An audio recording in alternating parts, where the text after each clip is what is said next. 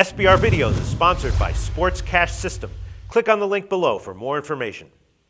Hi, welcome to SBR Forum Videos. I'm Peter Loshak. Right now we are going to do a handicapping preview of the huge upcoming Floyd Mayweather fight. Canelo Alvarez and Floyd Mayweather, they're fighting this Saturday. This is the first boxing handicapping show that I've ever done, and our guest for this show is Adam Ritota, who comes to us highly recommended from Troy West from allplayswin.com. Adam Ritota, thanks for joining us today. Thanks for doing this call.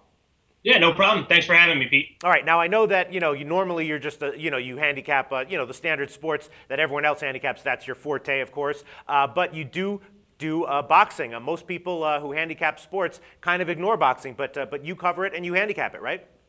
Yeah, absolutely. Boxing, MMA. I was, I've studied martial arts for quite a while. Okay. Growing up, my father was into it, and it's been a passion of mine ever since I was a little kid. Okay, well, we'll hear what you have to say about this fight. I'm very interested, of course. It's a huge fight, the biggest fight of the year.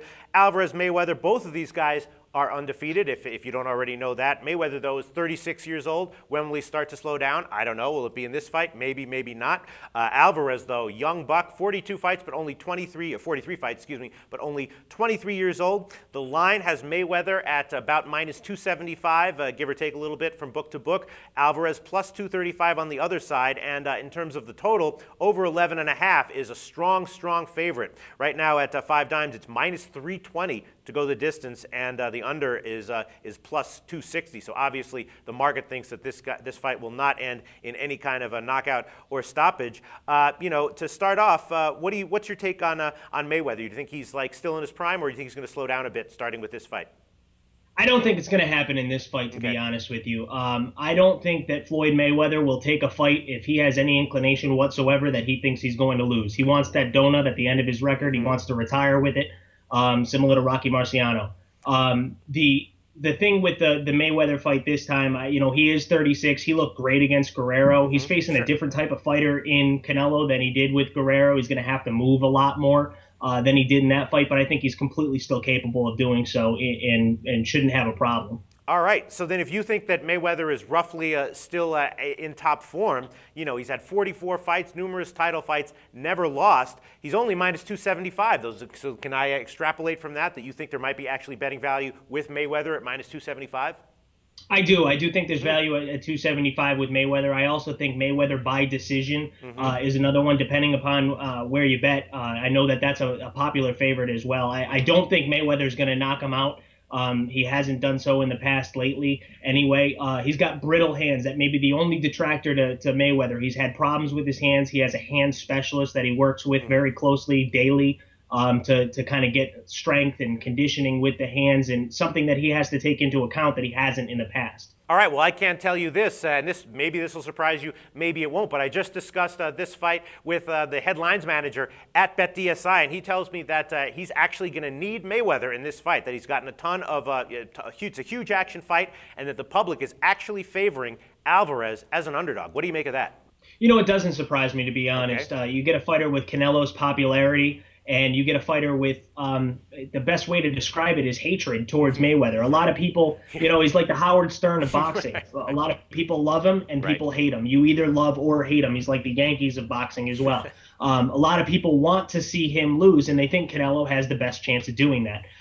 The one thing in Canelo's, the one thing I could say for Canelo is that he has a significant strength advantage in this fight. Yeah. When he rehydrates after the weigh-ins at 152, he probably will get up to almost 170, which is, an 18-pound difference between him and Floyd Mayweather. Floyd is comfortable at 152. It's his walk-around weight almost. So he's not going to get any bigger before the fight. So it's going to go a lot of Floyd's hand speed and defense is what's going to win this fight for him. Floyd Mayweather only gets hit with 17% of his opponent's punches, which is the best in the business. I mean, he is the best defensive, or one of the best defensive fighters of all time. You can't take that away from him. Canelo's going to have to hit him and hit him a lot. And reports out of Canelo's camp that he's going to aim for the shoulders, the arms. He says he can't move his arms and he can't block his face.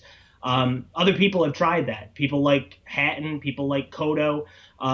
It just doesn't work. Everybody thinks they have the formula to beat Floyd Mayweather, but no one's been able to do it. All right. Well, if there's one angle that I have learned over the years when it comes to, betting boxing, the only thing that I can see that I might think was worth a shot would be to, kind of bet against big favorite, aging champions in championship fights. I was like, I don't remember how old I was when Tyson got knocked out by Buster Douglas, but, I was a kid. And I remember thinking Right. about that fight. I was like, wait a minute. How could this possibly have happened? How could Mike Tyson have been beaten by someone else? And then, later on, when I got into betting, I started to learn 40-1. That's absolutely ridiculous. Eventually, these guys do get beat. But I guess here people are really betting on that there's a real chance that could happen. So, maybe if Alvarez was a 10-1 underdog, would you think there was value there?